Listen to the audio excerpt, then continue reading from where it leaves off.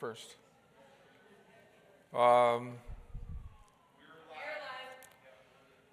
Okay. Okay, well, welcome for our viewers that will view this later. I'm Michael Stetzler, Congregation President for Prince of Peace in Roseville. This is an informal update on the status of our sacred settlement, or otherwise known as our tiny homes village. I'm going to do this really informally, just tell you in broad outline what has happened so far and what we are doing next. So as you're aware, we have had our tiny homes out here for several weeks now. When we put them in, we consider them an emergency upgrade to Valerie's bus, her school bus, which had been out here for most of the summer. And we saw really kind of an imperative to help her find a place other than her van to live for the winter. We were given an opportunity to use these tiny homes that had already been built by other churches and were awaiting deployment in a sacred settlement. We had the opportunity to bring them in here to provide that shelter, and we took advantage of it. At the time that we did it, we sought our congregation council action to approve that move. We got it. In the discussions leading up to that, we said we had defined this in our memorandum of understanding with Settled being the organization that facilitated getting those tiny homes.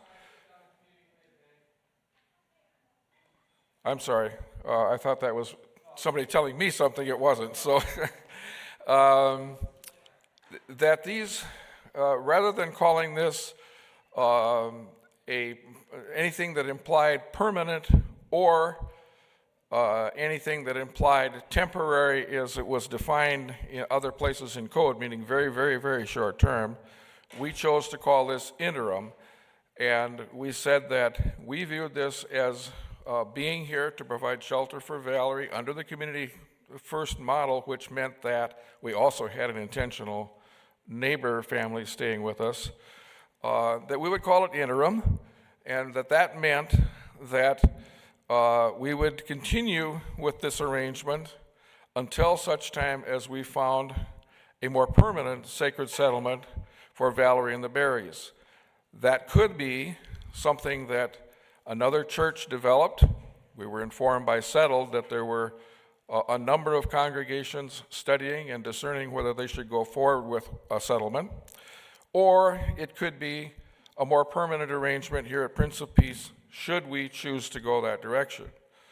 So we immediately committed to launching on a discernment process through which we would decide whether it fit our mission and vision and resources to go ahead with something permanent to meet these community first needs, or whether we would hand that off to another organization to continue that quest. Sometime a few weeks ago, the city planner here in Roseville read an article in Settled, just a little bit, just a little blurb in the news release that Settled, the organization, put out that mentioned our settlement here. And that prompted her interest in coming over and having discussions with Pastor Peter, which she did. Those discussions, I was not part of them, but Pastor Peter reported to me that they seemed cordial and that staff person was interested in our concept and so forth. But the conclusion of that was that staff person felt that it was her obligation to cite us for non-compliance because those structures did not meet code for a permanent dwelling in the city of Roseville. So they issued that citation.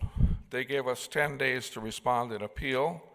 We filed an appeal, and the hearing on that appeal was held last Monday.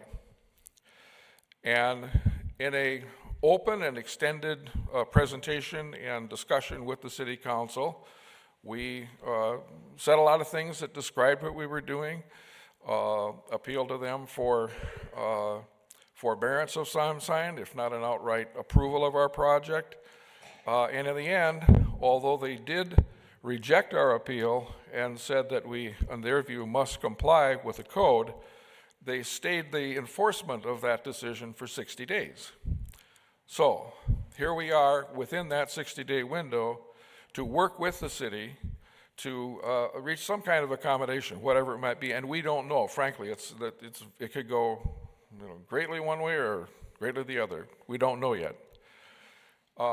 In framing our response to that, we have called together our executive committee of the council, which includes Treasurer Arjun Sethi and Secretary Deb Cordes, myself, and Pastor Peter. We currently don't have a vice president, and we're still looking for people who want to step into that position. A little promo, a little ad for the council. But in our discussions, I think it was Thursday we discussed this, we kind of outlined the issues, and then Pastor Peter and I also met with our pro bono attorney, Evan Berquist, and Meredith Campbell, who's a administrator or representative, I don't know how exactly to describe her, at Settled. She's both on the board at Settled and then leads the Mosaic. Right, okay, so she's a board member of Settled and leads the Mosaic Sacred Settlement over on Wheelock Parkway. We discuss what the strategy might be. We have some points that we think we're going to go forward with. In the meantime, the city manager, Pat Trudgeon, reached out to us to schedule a meeting. And tentatively, we're looking at Friday, depending. The goal of that meeting is to be clear on our starting points from a legal perspective. So we have invited our attorney, Evan Berquist, to be part of that discussion. And I will be the principal person on behalf of Prince of Peace. And we expect that they will also invite their city attorney, Rachel Turney. And our attorney has told us that it's not proper for him to be there unless they are also represented. And the fundamentals of that have to do with our understanding of the extent to which they have some wiggle room, if you want to call that, in the way they enforce the code from their legal perspective. What can they do? And from our perspective, the extent to which what we're doing is protected under the Religious Land Use and Institutionalized Persons Act, which is federal legislation. Our attorney is confident that what we're doing is protected under, and I'll just use the shorthand they use, which is kind of catchy, RLUIPA. Ali Al-Yupa, we're going to use RLUIPA. At any rate, and if they choose to enforce this ruling in a way that we feel is harmful to the overall public welfare, including the displacement of the people we have living with us now, that we would be prepared to file an injunction and take it to federal court. We don't want to go there. The awkwardness in this whole thing is that it seems that just the mention of that as we were approaching the city council staff, and within that staff meeting, just the mention of using that law seemed to put them in a defensive position where, they were going to shut down and not work with us on something because we were threatening them. So it's a delicate balance. We don't mean to be threatening. We don't want to go to federal court. However, there are a number of ways in which that federal statute would apply to what we're doing, and we want them to be aware of that, and we want to be aware of the weaknesses of that position, that we want them to be aware of the strengths of it, and we don't know exactly where that's going. So that's where we're at right now. Another piece of this, which you should all be aware of, is that we have state legislation pending in the legislature right now. In the House, there is a very detailed bill that would establish the kinds of codes that that really are justified, that could and should be applied to our kind of community to assure public safety and health. That's in that draft legislation. That sort of gives us an outline of what we think the reasonable code standards should be. It also carves out a special place for sacred settlements. This is not something that any landowner or private entity could do. This would be confined to religious organizations such as us. It's based quite distinctly on the model being used by Mosaic over off Wheelock Parkway. And that is live in the legislature now. Up until recently, we had a House version of the bill, which hasn't had, it's had a first reading, but not a hearing yet. We have a bill in the Senate, a companion bill, which I'm not sure if it's a first reading or if it's a hearing on Monday. So our Senator, John Marty, we are working to contact him and indicate the importance of this to us. Our representative, Jamie Becker-Finn, we're going to be making her aware, she already is through her staff, but I will be meeting with her next Tuesday. And I encourage all of you that are interested in having us move forward with this to write to your legislator, particularly Kelly Moeller, who is kind of a daughter of this congregation in a sense, and so that would be one. I guess she represents the area up around Shoreview, and of course Representative Becker-Finn and Senator Marty, and anybody else with whom you have a close connection that might want to support us.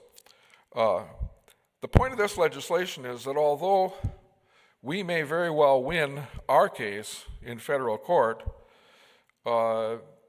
every community that wants to adopt or create a sacred settlement will face the same kind of code things that we are facing. We have people from Forest Lake that are interested in doing this. John Clawitter, whom most of you know, they want to go ahead with a sacred settlement, as I understand it. We had representatives from Bethlehem and Minneapolis at our dinner last week, and they are seriously considering moving ahead with this. So it's a live issue, it's a movement, and so the extent to which you can contact your legislators and have them support this legislation, great. Adopting that legislation won't solve our immediate problem, however, so we need to stay tuned to the negotiating process and do what we're doing. Now, questions? Who's on the committee? I haven't ever seen the committee. Who's on the committee? The committee of? The committee of the church that's doing the settlement project. We have two teams. One is a settlement stewardship team, which is Pastor Peter and myself, and then there's representatives from Settled. We also have a settlement team, and that includes Ann Christ, Gus Haugen, Barb Burkhardt, and Eric Wetteland. Their role is to reach out in friendship and community to our guests or our residents or our community, our peeps, and help them with their issues. Yes. Are they involved in the meetings with the city? Not at this point, no. Why? They have been involved mostly through discussions such as the earlier or congregational information system we had like this, and through council. Frankly, timing and logistics have been a big part of it. And we call this one very, just abruptly so that we can get that kind of involvement and questioning and so forth from the congregation. Jim. I happened to Mosaic on Wheelock Parkway, the St. Paul Sacred Settlement. Can you just clarify, are two units exactly with the foundation? Obviously, it's the foundational, and then also the sewer seems to be the concern of the city.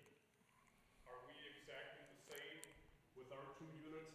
6 over there as far as, We are.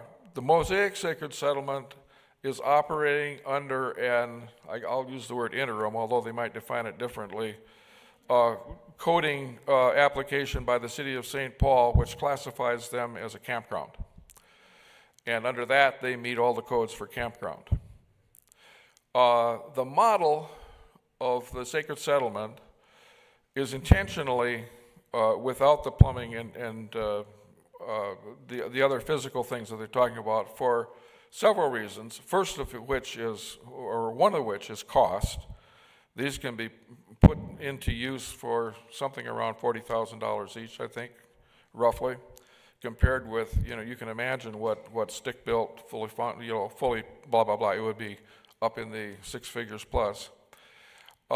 Secondly, those of you that have a chance to be with us in the Welcome Homeless book study group will get a sense of the different realities that are faced by chronically homeless individuals compared with our conventional, lifestyle, what our expectations are, the American dream. The main principle in Communities First is not tiny homes. It's not with or without plumbing. It is community, that people who experience chronic homelessness have shattered relationships, have shattered connections with people that they need to form community, and that vital human need is interrupted and made almost impossible to fulfill by the chronic homelessness. If you're having to move yourself down the road every week or 2 weeks or month, maintaining relationships necessary to have a healthy social life, it can't happen. The resident model that Mosaic implies, in which there are 6 tiny homes, they are intended to have, I don't know if they all do yet, compostable toilets, so that they do have some facilities. But most things like showers, cooking, that sort of thing, happen in a community room. And it is sort of the necessity to come into community to use those things that fosters exactly the kind of community that makes this the right thing to do for their, and what they want. Those of you that are curious, you can talk to the Berries or to Valerie about to what extent the lack of certain things that the city would require is a hardship. I can't speak for them, but we have heard from the people at Mosaic that it is not viewed as a hardship. And just from a sociological and Christian standpoint, the community that's gathered by having community facilities outweighs the convenience and the minimal public health and safety things that would be fulfilled by having the internal, all the plumbing and so forth that we have come to expect from permanent housing. Mike, can I add? Sure. As well to Jim's question, and maybe if I heard it too. We have to recognize that the 2 homes that we currently have and their current setup is temporary in nature, right? And so that if you are also trying to imagine what the settled model is for a sacred settlement, you need to imagine the homes being spread out with some distance, between them. That it sort of becomes a planned community, right? They have just 1 acre of land, a really tricky piece of land that they squeezed these 6 homes into, but they're it's a little neighborhood, right? And they're not just lined up next to each other. Our homes were placed where they were for very practical reasons for a temporary period of time. If we were to expand our settlement, you don't need to imagine 4 more houses lined up next, like in a row like that. That eventually there would be some sort of planning that would kind of lay things out based on what area we want to locate these things. And then they do get anchored to the ground. The power lines are buried. And so it's not, there is a temporary nature to what we are doing that for sure we'll be in conversation with the city about. Like, we're not saying just let us do this temporarily indefinitely and continue to, that kind of stuff. But we're, the vision for that. But we don't want to get too far ahead of the congregation. The congregation still has to do that discernment work on saying, is this kind of settlement something that we want to do with our campus? And so, thanks. Before I take more questions, that kind of brings me to the big ask and the big call for the congregation. As you know, for several months, 3 or 4 years, we have been discerning whether to do something about homelessness indirectly in one way or another through use of our land. We were talking about some kind of perhaps a bigger development over there, 30 or 40 units for families with children. So that discussion was ongoing. We started a kind of a discernment process to see whether that was a good idea. We got interrupted by COVID and by some other economic realities, so we haven't moved on that. This development kind of forces our hand. We need to discern how we want to move forward with this. When I say this, I don't mean the sacred settlement. I mean the overall vision for how we would use our land and other resources to meet this need. We just adopted a vision statement which calls for us, and we envision being called to meet the most compelling needs of our community. Is this is it the most compelling need? We don't know. I mean, those of us that are passionate about it believe it is, but this has not been subject to an intense conversation by the congregation yet. So we are going to need to commit to a planning process that is the big picture. What does our campus look like in the future? We already have invested money in putting a roof in. We already know that we got stalled in our vision of providing childcare by the lack of a sprinkler system. We know that this is an old building. Is it the right building? We know that we have other property that we could develop. What are the options for that? Should we sell that land across the way and use the resources to do something else that's a compelling need for us? Those are all the big questions. We need to engage each other in conversing about these pretty soon. The next step in that, from my point of view, would be to call a meeting of the Old Affordable Housing Team with the addition of those of you who have already been to these kinds of meetings about the tiny homes, and plan a process for how we're going to do that and how we're going to engage the broader congregation.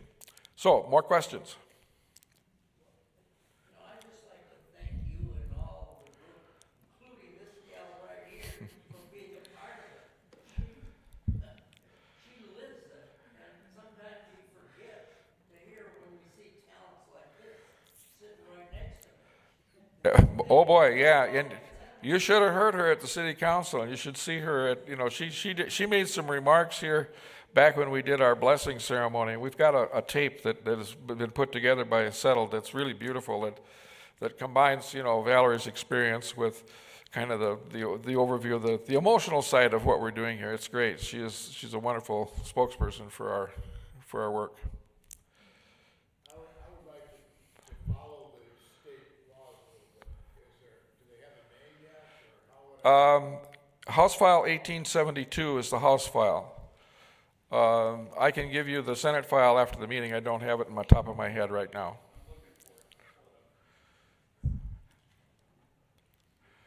Yes? We're going to reach out and write a letter in support to the legislature or to the representatives. What are the principal talking points that we should consider in reaching out to them? Well, I guess the first one is that, I'll tell you what, why don't we do this? If you're interested in that, because we would need to kind of organize that and make sure that we are consistent in those. One of them is just plain support for House File 1872, just to get a good hearing of it, because right now it doesn't have the good hearing. That it is important to the Prince of Peace congregation because we are now affected by the issues that are raised in that bill. Those 2 points, I think, are all that really needs to be said right now. There's a lot more backup on that, and we can get that to you. Sort of a template Yeah, yeah. a starting point, The, uh, be able to correspond with them. The Senate bill, it's SF. The House side is HF 1872. The Senate side is SF 2471. We did strategize that we would likely invite and have an organized sort of letter writing campaign, response campaign, once we know where we stand with the city after the meeting on Friday. And so look for that kind of direction probably next week, I would imagine, or next weekend. We're going to have another one of these sessions next Right, Sunday. and at the time that we talked about that kind of timing for the letter campaign, we didn't realize it was being heard in the Senate on Monday. So if you reach out now, it would be simply support this, it's important to Prince of Peace. The Senate Labor Committee likely hear the bill on Monday. Barb? I'm really sorry, but I'm gonna throw the monkey wrench in the deal here. Okay, I love the project. I like the idea of the tiny homes as a niche. They aren't gonna solve homelessness. They're gonna be part of a large package that can solve homelessness. It's a niche, and it's a real good niche, and it's a real good niche for us, and I'm real impressed with what we've done so far. Except, I don't want these houses to not have plumbing in them. I don't want them to have a full bathroom. I think sharing shower facilities and cooking facilities is a good way to help build communities. Those are not composting toilets there. Composting toilets cost $6,000 or $7,000. I looked at them to put in our cabin. They actually make compost in the bottom that you can then use in a garden or something. These are not composting toilets. They are I'll do that. toilets that are not connected to plumbing. okay. There's a facility for it. I think we need to have a discussion about whether it's okay. I feel very unsettled. Being a white person, I'm poor, I'm below the poverty line, I have been my whole life. I have 2 toilets in my house. Okay, can I hold you right there? No, I'm not done yet. Okay, I really want us to do this project, but I don't want us to close in and get smaller in our thinking to try to meet some specific niche. I want us to think more expansively and to think, how can we make this project be a real permanent community settlement? And I think we can provide sewer so they can have a toilet in each unit, so when it's 30 below and snowing, they don't have to pee in the kitty litter. okay. That's Barb, what they're doing. Barb, now No, I am not done. well, I want us to do this project, and I want us to do it big and right. And I want us to discuss the Christian moral implications of us accepting for someone else what I wouldn't accept for myself. That's what I want us to think about. Would you live without a toilet? Let me tell you how much worse. I don't know. okay, we're gonna hold this right now. Oh, I am taking control of the floor. Barb, I'm taking control of the floor again, please, because you've just given us a passionate commercial for the planning process I just described. This is that, I know, that's what I just committed to. So you're premature in voicing those arguments, but they are valid arguments and we will consider them. Well, not if we're telling people to go tell the legislature we support this. It's not premature. No, it is in this sense. There is language in the bill that describes the capacity for a range of services when it comes to the HHS guidelines, including permanently plumbed toilets in the unit. The bill allows for other things, but it doesn't. It would have been real nice to see the bill before we've been asked to go and call our legislators and tell them we support it. A link to that bill is up or will be up on the website. Again, this is a discussion that's important and it will be ongoing. Right now, our hope and outcome, or hope for our outcome with the city, is that we get some kind of a stay of their enforcement, during which time we can actually explore all these issues and not displace the people we have now because, yes, okay, so that's where we're at. And, and these discussions we will have going forward. I have told everybody involved in this planning process so far that we have that point of view in the community, that I'm conflicted on it myself, so it will be up for discussion as part of our discernment process in how we use our resources. I really think we do need to hear from Valerie. She is experiencing where she's at today. This is not a permanent installation the way her house is established. But Valerie, your voice is really important here. So let's hear what how you've been. There's a lot better than peek into the gutter on the side of the road for the moment. For the moment. I agree. Okay, Coming into the church. Can we- I'm not complaining about it. Why you are is beyond me.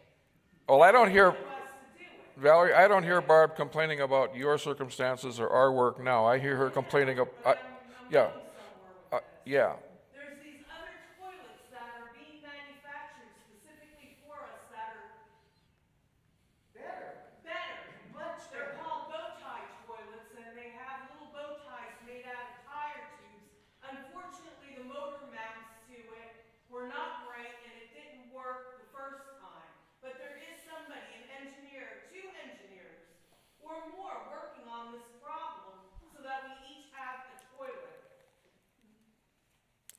I'm really glad to hear it. And I'm sorry, I didn't mean to say that I don't appreciate your voice, because I really do. I know you do. Already you've taught me a lot of things in the short time we've known each other. And I really appreciate, and I am sorry because I did say no. My point wasn't that I didn't want to hear your voice. My point was that I want everybody else to think To know what's happening. from their perspective and not just say, oh, it's okay because it's better than peeing in the gutter. Yes, it is way One better. step at a time. Way, That's all way I'm better. saying. But if we are able to say to the city, we have a long-range plan for this, but we can't do it tomorrow. We need a longer stay than 60 days. Pretty much it. Yeah, we asked them for that and they didn't do it. The city did mention that there had been plumbing out there and running lines There's from sewers out out there. there, yes. If it was any good to still remain. Well, it can be repaired, it can be replaced, whatever. There's water in the street, there's sewer in the street. It's not like we're out 40 miles away from it. But I want the city to pay for it too. Well, the government can pay for it. I want to be the city. I'll write the grant. The city can pay Well, for the it. government. Okay, let's hone back to other questions. Other questions? Other steps here. There's one, let's ask, please. Oh, excuse me. Go ahead. Going on using some of our money that's sitting there. Right, and that's part of that overall discernment process. How are we going to use our resources, and that includes all of our dedicated. Yeah, yeah. Before you go ahead, pardon me. Do we have any idea what the price would be to actually put sewer and water over there? We don't. So we'll have to. That's again part of that. It's not just a discernment process. It's also a facts and figures process.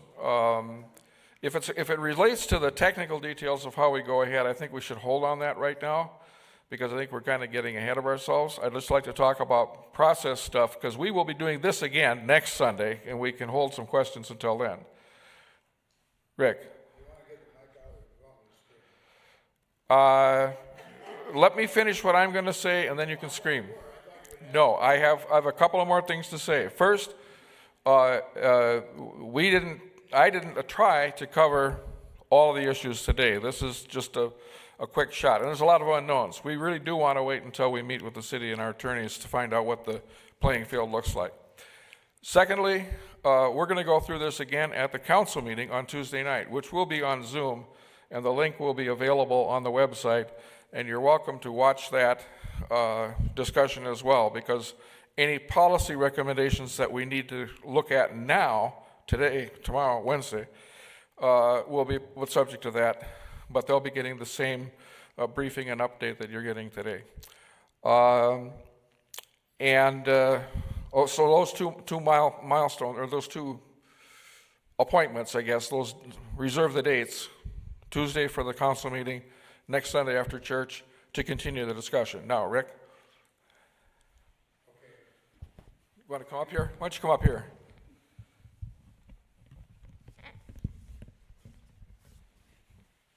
Okay, well, since I'm on the council, I can voice my opinion there, but not everybody here is on the council. And so I think one of the things that the city needs to hear from you folks on Friday is that if sewers need to be connected, the city of Roseville, are they standing up for that cost? And since this is a temporary facility, it would not make a lot of sense for us to stand that cost. If the city wants us to provide sewers, let them know, or ask them, are they willing to pay for it? I heard an inference at the meeting on Monday that they might be up for that. So get a commitment from them, or tell them to think about that, because I think they need to.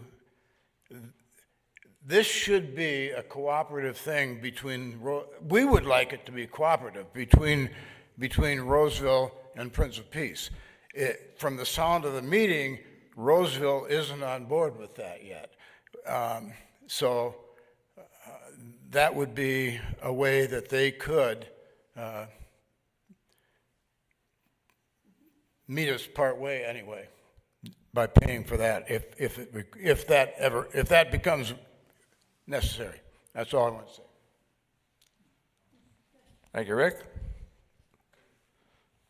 Yes, David. Isn't there sanitary sewer and water from the foundation of the old house? Yes, there is. The question would be the cost of either connecting that or upgrading it, so that would be part of the planning process.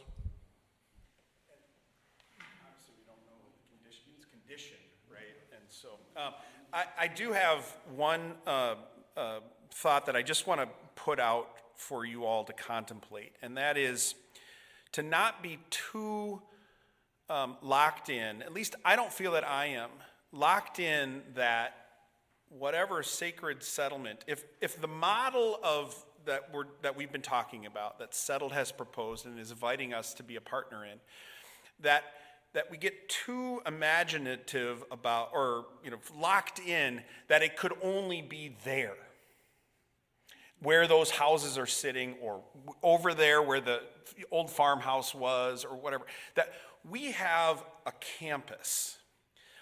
All of our land is available to be used in whatever way we want to answer these questions around affordable housing and homelessness. And before we get too committed, part of the campus planning process that Michael has been describing, I would hope, lifts our imaginations to the point of what would make the most sense. Let's look down on this whole piece of land and think what could be possible.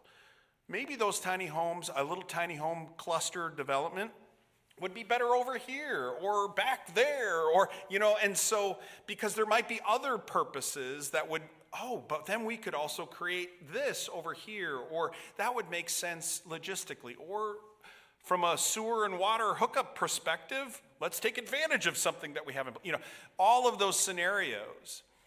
We can't just all of a sudden say, that's got to be where those homes are, because that's where we put them today. We put them today because that was the practical answer in the short term.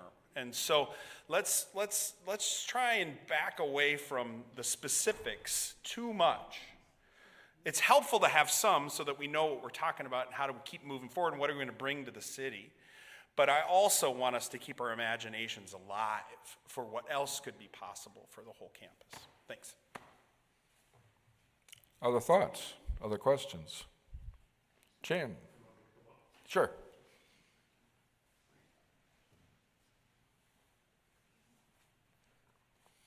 Kind of in listening to Pastor Peter and Michael here, we really do have a lot of discernment to do, and we have a lot of soul searching to do. And I know being at the meeting there last Monday, It seemed like Mayor Rowe, the leader of our city, it seemed like he was really, I kind of almost sometimes thought he was kind of caught in the middle because he seemed to have a real, at least the way I read it, seemed to have a real appreciation for the time we need to discern and figure out some things.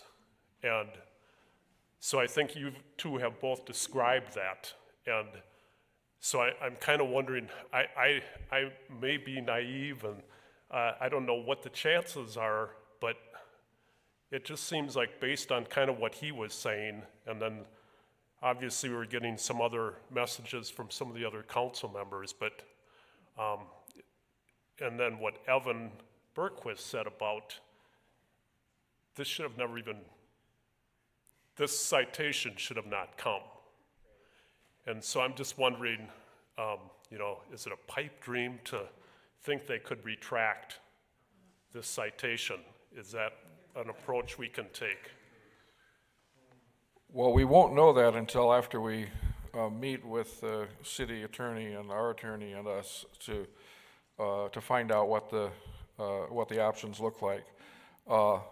Personally, I think they do, but it's premature to think about what those solutions might be. And just for those of you that watched the hearing and wondered why we kind of got caught flat-footed and didn't have an answer to the way they framed things, first of all, they didn't send out their packet until like the Thursday before the meeting or something.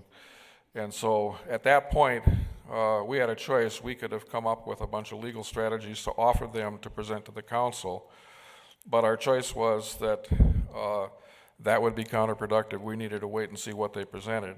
The result was that they tailored the option that they presented to the council so narrowly that we didn't have a chance, because with the way they framed their motion, they were right. Legally, the way they stated the motion, they were right to deny our appeal. But they were not presented, in our view, the options that would have let them give us that time or do something different. And that's one of the discussions we'll be having with them when we meet. It's probably not anything will be retracted. The question is, what do they do after the 60 days? When the 60 days are up, they can do anything. They can give us 3 more years if they want. You're absolutely right. So the question isn't, how do we get them to take back what they've done?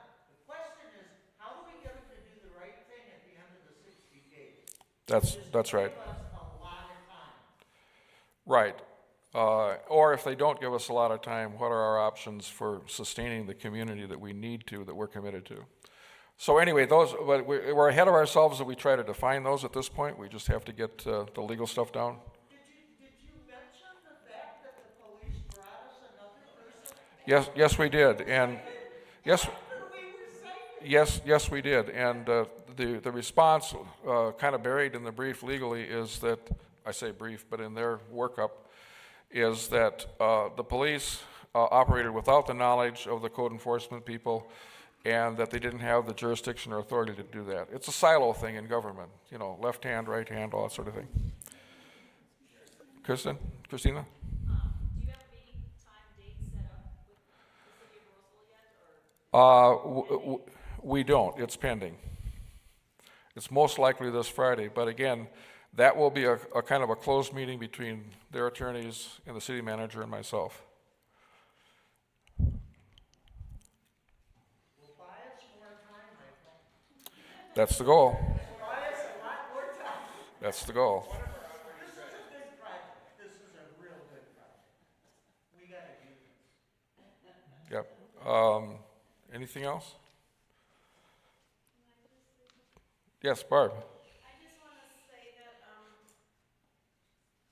the fire in the valley is good.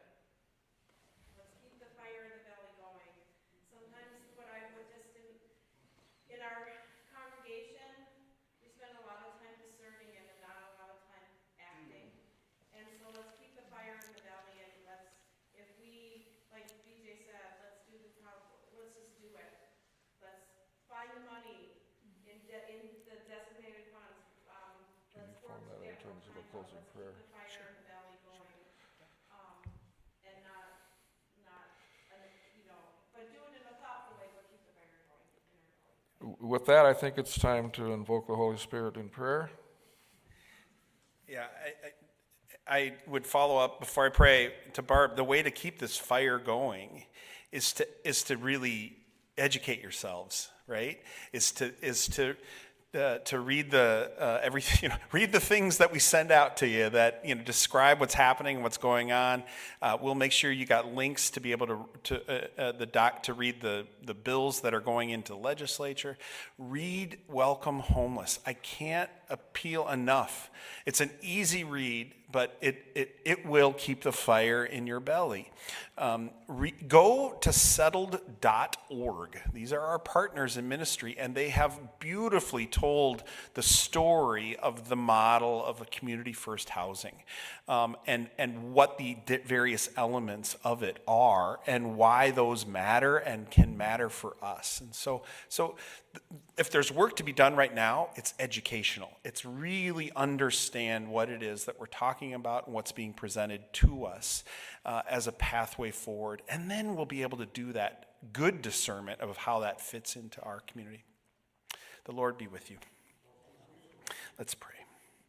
Gracious God, we give you thanks for you came to us.